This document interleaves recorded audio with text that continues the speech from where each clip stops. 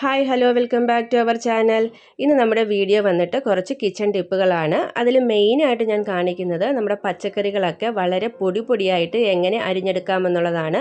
അതിനായിട്ട് നമ്മളിവിടെ കത്തിയോ ചോപ്പറോ ഒന്നും തന്നെ ഉപയോഗിക്കുന്നില്ല. നമ്മുടെ എല്ലാം വീട്ടിലുള്ള ഒരു സാധനം ഉപയോഗിച്ചിട്ടാണ് നമ്മളിത് പൊടിയായിട്ട് അരിഞ്ഞെടുക്കുന്നത്. ഈ ഒരു വീഡിയോ വീട്ടമ്മമാർക്ക് മാത്രമല്ല ബാച്ചിലേഴ്സിനൊക്കെ വളരെ ഉപകാരപ്രദമാവും. അപ്പോൾ നിങ്ങൾ ഈ ഒരു വീഡിയോ കണ്ടു നോക്കിയിട്ട് ഇഷ്ടപ്പെടുകയാണെങ്കിൽ ഒന്ന് സബ്സ്ക്രൈബ് ചെയ്യാനും തൊട്ടടുത്ത് കാണുന്ന ബെല്ലൈക്കൺ എനേബിൾ ചെയ്യാനും മറക്കില്ലല്ലോ. ബെല്ലൈക്കൺ എനേബിൾ ചെയ്യുന്ന ടൈമിൽ ഓൾ എന്ന ഓപ്ഷൻ തന്നെ പ്രസ് ചെയ്യാനും മറക്കില്ലല്ലോ. അപ്പോൾ നമുക്ക് വീഡിയോയിലേക്ക് പോകാം. നമുക്ക് ആദ്യം പച്ചക്കറികൾ എങ്ങനെയാണ് പൊടിയായിട്ട് അരിഞ്ഞെടുക്കുന്നതെന്ന് നോക്കാം. ഈ ഒരു രീതിയിൽ നമുക്ക് എല്ലാ ടൈപ്പ് പച്ചക്കറികളും പൊടിയായിട്ട് അരിഞ്ഞെടുക്കാനായിട്ട് പറ്റും. ഞാനിവിടെ എടുത്തിരിക്കുന്നത് ബീട്രൂട്ടും ക്യാരറ്റും ക്യാബേജും പിന്നെ ബീൻസുമാണ്. നമുക്ക് സവാളയൊക്കെ തന്നെ നമുക്ക് ഈ ഒരു രീതിയിൽ അരിഞ്ഞെടുക്കാനായിട്ട് പറ്റും. അതിനായിട്ട് ഞാൻ ആദ്യം നല്ലതുപോലെ കഴുകിയെടുത്ത പച്ചക്കറികളൊക്കെ അതിൻ്റെ തൊലിയൊക്കെ ഒന്ന് പീലർ ഉപയോഗിച്ചിട്ട് കളയുന്നുണ്ട്. അതിന് ശേഷമാണ് നമ്മൾ പൊടിയായിട്ട് അരിഞ്ഞെടുക്കുന്നത്. നമുക്കൊക്കെ അറിയാം പച്ചക്കറികളൊക്കെ പൊടിയായിട്ട് അരിഞ്ഞെടുക്കണമെങ്കിൽ ഒരുപാട് ടൈം വേണമെന്ന്, പ്രത്യേകിച്ചും രാവിലെ ടിഫിൻ തയ്യാറാക്കുന്ന ടൈമിൽ.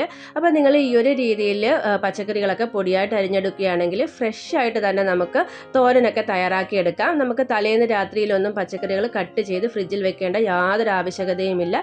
ഇപ്പം ഞാൻ ബീട്രൂട്ടിൻ്റെ തോല് കളഞ്ഞെടുത്തിട്ടുണ്ട്. അതുപോലെ തന്നെ ക്യാരറ്റും ഒന്ന് തൊലി കളഞ്ഞെടുക്കുന്നുണ്ട്. അതിന് ശേഷമാണ് നമ്മൾ പൊടിയായിട്ട് കട്ട് ചെയ്തെടുക്കുന്നത്. ഈ ഒരു രീതിയിൽ നമുക്ക് പച്ചക്കറികൾ മാത്രമല്ല കേട്ടോ, പപ്പായ അതുപോലെ തന്നെ നമ്മുടെ ഇടിച്ചക്കയൊക്കെ തന്നെ നമുക്ക് ചെറുതായിട്ട് കട്ട് ചെയ്തെടുക്കാനായിട്ട് പറ്റും. അതിനുശേഷം നമുക്ക് തൊലി കളഞ്ഞെടുത്ത ബീട്രൂട്ട് ഇതുപോലെ ചെറിയ പീസുകളായിട്ടൊന്ന് കട്ട് ചെയ്തെടുക്കുകയാണ് വേണ്ടത്. നമ്മൾ സാമ്പാറിനൊക്കെ കട്ട് ചെയ്യുമല്ലോ, അതേ വലുപ്പത്തിൽ ഇതുപോലെ ഒന്ന് കട്ട് ചെയ്തെടുക്കണം. ഇതുപോലെ ചെറിയ പീസുകളാക്കി നമ്മൾ കട്ട് ചെയ്തെടുക്കുകയാണ് ചെയ്യുന്നത്. അതിനുശേഷം നമ്മൾ ഇത് പൊടിയായിട്ട് അരിഞ്ഞെടുക്കുന്നത് നമ്മുടെ മിക്സിയുടെ ജാറിലാണ്. അതിനായിട്ട് ഞാൻ എടുത്തിരിക്കുന്നത് നമ്മുടെ മിക്സിയുടെ മീഡിയം ടൈപ്പ് ജാറുണ്ടല്ലോ, നമ്മൾ പൊടിക്കാനൊക്കെ ഉപയോഗിക്കുന്ന ജാറ്. ആ ഒരു ജാറിലേക്കാണ് നമ്മൾ കട്ട് ചെയ്ത് വെച്ചിരിക്കുന്ന ഈ ബീട്രൂട്ടിൻ്റെ പീസുകൾ ഇട്ട് കൊടുക്കുന്നത്. അത് ഈ ഒരു ജാറിലേക്ക് ഇട്ട് കൊടുത്തതിന് ശേഷം നമ്മൾ മിക്സിയിൽ റിവേഴ്സ് ബട്ടൺ ഉപയോഗിച്ചിട്ട് 1-2 പ്രാവശ്യം ഒന്ന് പ്രസ് ചെയ്തെടുക്കുകയേ ചെയ്യുന്നുള്ളൂ. ഇങ്ങനെ ചെയ്തെടുക്കുമ്പോൾ നമ്മൾ 1-2 കാര്യങ്ങൾ ശ്രദ്ധിക്കണം. നമ്മൾ എടുക്കുന്ന ജാറിൽ വെള്ളത്തിൻ്റെ നനവുണ്ടാകരുത്. അതുപോലെ തന്നെ നമ്മൾ പൾസ് ബട്ടൺ 1-2 പ്രാവശ്യം മാത്രമേ യൂസ് ചെയ്യാവൂ. ഒരുപാട് നമ്മൾ അരയ്ക്കുകയാണെങ്കിൽ ഒരു പേസ്റ്റ് പരുവത്തിലായി പോകും നമ്മുടെ പച്ചക്കറികളൊക്കെ. ഇനി നമുക്കിതൊന്ന് നല്ലതുപോലെ ഒന്ന് പൾസ് ബട്ടൺ ഉപയോഗിച്ച് പ്രസ് ചെയ്തിട്ടൊന്ന് കൊണ്ടുവന്ന് ഞാൻ കാണിച്ചു തരാം. ഇപ്പം ഞാൻ പൾസ് ബട്ടൺ ഉപയോഗിച്ച് നമ്മുടെ പച്ചക്കറികളൊക്കെ പൊടിയായിട്ട് അരിഞ്ഞെടുത്തിട്ടുണ്ട്. ഇപ്പം നിങ്ങൾക്ക് കാണുമ്പോൾ തന്നെ മനസ്സിലാവും നമ്മൾ തോരനൊക്കെ അരിയുന്ന ആ ഒരു രീതിയിൽ തന്നെ നമുക്ക് നല്ലതുപോലെ പൊടിഞ്ഞ് കിട്ടിയിട്ടുണ്ട്. ഇനി ഞാനിതൊരു പ്ലേറ്റിലേക്ക് മാറ്റി കാണിച്ചു തരാം. ഈ ഒരു രീതിയിൽ നമുക്ക് പച്ചക്കറി അരിഞ്ഞെടുക്കുകയാണെങ്കിൽ പെട്ടെന്ന് തന്നെ നമ്മുടെ ജോലി തീരുകയും ചെയ്യും. അതുപോലെ തന്നെ നമുക്ക് പെട്ടെന്ന് കുക്ക് ചെയ്തെടുക്കാനും പറ്റും. നല്ല ടേസ്റ്റുമായിരിക്കും നമ്മൾ തോരനൊക്കെ തയ്യാറാക്കി എടുക്കുമ്പോൾ. നോക്കിയേ, നമ്മൾ കൈകൊണ്ട് അരിഞ്ഞെടുക്കുന്ന പോലെ തന്നെ നമ്മുടെ ബീട്രൂട്ട് കിട്ടിയിട്ടില്ലേ? അപ്പം നിങ്ങൾ ഇതുപോലെ ഒന്ന് ട്രൈ ചെയ്ത് നോക്കണം കേട്ടോ. ഇനി നമുക്ക് അടുത്ത പച്ചക്കറി എങ്ങനെയാണ് അരിഞ്ഞെടുക്കുന്നതെന്ന് നോക്കാം. അടുത്ത പച്ചക്കറി നമ്മൾ ഇതേ രീതിയിൽ തന്നെയാണ് അരിഞ്ഞെടുക്കുന്നത്. അതിന് നമ്മൾ ബീൻസാണ് എടുത്തിരിക്കുന്നത്. അത് നമുക്ക് ചെറുതായിട്ടൊന്ന് കട്ട് ചെയ്തെടുക്കണം. ഒരുപാട് ചെറുതായിട്ടൊന്നും നമുക്ക് കട്ട് ചെയ്തെടുക്കേണ്ട. ഒരു 2-3 പീസായിട്ട് ഇതുപോലെ ഒന്ന് കട്ട് ചെയ്തെടുത്താൽ മാത്രം മതി. ഈ ഒരു രീതിയിൽ നമ്മൾ പച്ചക്കറി കട്ട് ചെയ്തെടുക്കുകയാണെങ്കിൽ എത്ര പേർക്ക് സദ്യ തയ്യാറാക്കാനും പെട്ടെന്ന് തന്നെ നമുക്ക് പച്ചക്കറികളൊക്കെ പൊടിയായിട്ട് തന്നെ അരിഞ്ഞെടുക്കാനായിട്ട് പറ്റും. ഞാൻ ബീൻസും നമ്മുടെ മിക്സിയുടെ ജാറിലേക്ക് ഇട്ട് കൊടുത്തിട്ടുണ്ട്. ഇത് നമ്മൾക്ക് റിവേഴ്സ് ബട്ടൺ ഉപയോഗിച്ചിട്ട് 2 പ്രാവശ്യം ഒന്ന് പ്രസ് ചെയ്തെടുക്കാം. ഇങ്ങനെ എടുക്കുമ്പോൾ ഉണ്ടല്ലോ, ചില സമയത്ത് ചെറിയ പീസുകൾ കുറച്ച് വലുപ്പത്തിൽ തന്നെ നമുക്ക് കിട്ടും. അങ്ങനെയുള്ള സമയത്ത് നമുക്ക് അത് ഒന്നുകൂടെ ആ മിക്സിയിലേക്ക് ഇട്ടിട്ട് ഒന്നുകൂടെ ഒന്ന് പ്രസ് ചെയ്തെടുത്താൽ മാത്രം മതി.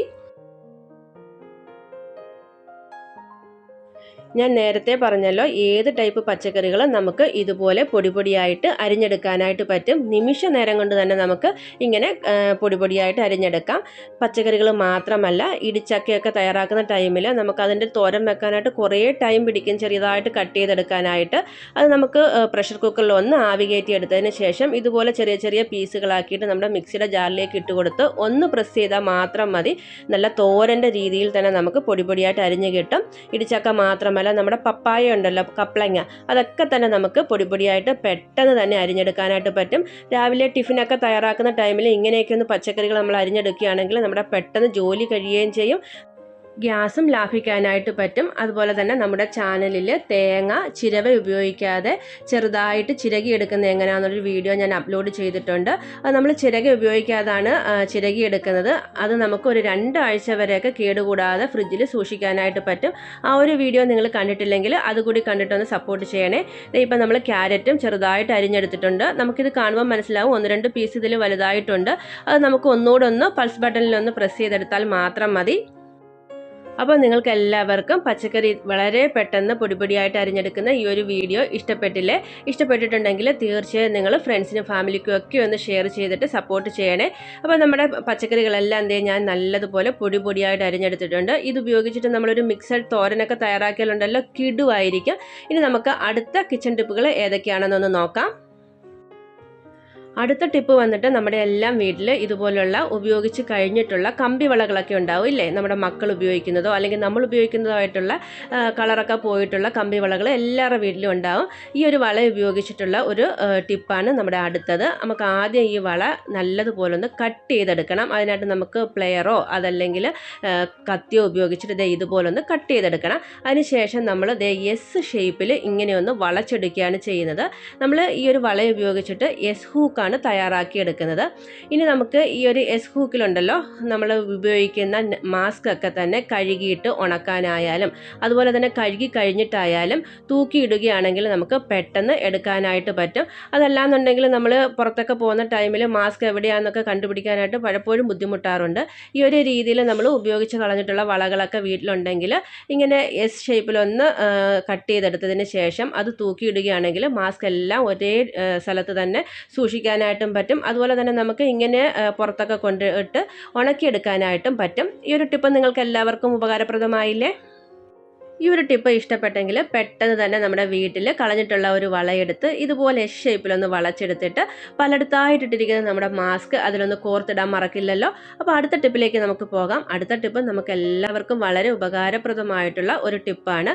ഒട്ടുമിക്ക വീട്ടിലും നമ്മൾ അച്ചാറൊക്കെ വാങ്ങിച്ചിട്ട് ഇതുപോലുള്ള ബോട്ടിലുകൾ ഉണ്ടാവും ഇല്ലേ, പക്ഷേ നമുക്ക് ഈ ഒരു ബോട്ടിൽ വേറെ ഒന്നും തന്നെ സ്റ്റോർ ചെയ്ത് വെക്കാനായിട്ട് പറ്റത്തില്ല. കാരണം നമ്മൾ എന്ത് സ്റ്റോർ ചെയ്താലും അതിൽ അച്ചാറിൻ്റെ ഒരു മണം വരും. അത് മാറ്റാനുള്ളതാണ് നമ്മുടെ അടുത്ത ടിപ്പ്. ഇങ്ങനെയുള്ള അച്ചാറിൻ്റെ മണം മാറ്റാനായിട്ട് നമുക്ക് ഈ ഒരു ബോട്ടിനുള്ളിലേക്ക് ന്യൂസ് പേപ്പർ ഉണ്ടല്ലോ, ന്യൂസ് പേപ്പർ ഇതുപോലെ ചെറിയ പീസുകളാക്കി മടക്കി അതിലിട്ട് ഒരു ആഴ്ച വരെ നമ്മൾ അടച്ചു വെച്ചിരിക്കുകയാണെന്നുണ്ടെങ്കിൽ ആ അച്ചാറിൻ്റെ മണമൊക്കെ ന്യൂസ് പേപ്പർ വലിച്ചെടുത്തുകൊള്ളും. അതിനുശേഷം നമ്മൾ ആ ന്യൂസ് പേപ്പർ കളഞ്ഞതിന് ശേഷം നമുക്ക് ഇഷ്ടമുള്ള സാധനങ്ങൾ ഇതുപോലുള്ള ബോട്ടിലുകളിൽ സ്റ്റോർ ചെയ്ത് വെക്കാനായിട്ട് പറ്റും. ഒട്ടും തന്നെ അച്ചാറിൻ്റെ മണം വരികയുമില്ല. അപ്പോൾ ഇത്രയൊക്കെയാണ് നമ്മുടെ ഇന്നത്തെ വീഡിയോയിലുള്ളത്. തീർച്ചയായും നിങ്ങൾക്ക് ഈ ഒരു വീഡിയോ ഇഷ്ടപ്പെട്ടിട്ടുണ്ടെന്ന് കരുതുന്നു. ഇഷ്ടപ്പെട്ടിട്ടുണ്ടെങ്കിൽ ലൈക്ക് ചെയ്യാനും സബ്സ്ക്രൈബ് ചെയ്യാനും മറക്കില്ലല്ലോ. അപ്പം അടുത്ത വീഡിയോയിൽ കാണുന്നത് വരേക്കും ടേക്ക് കെയർ, ബൈ ബൈ.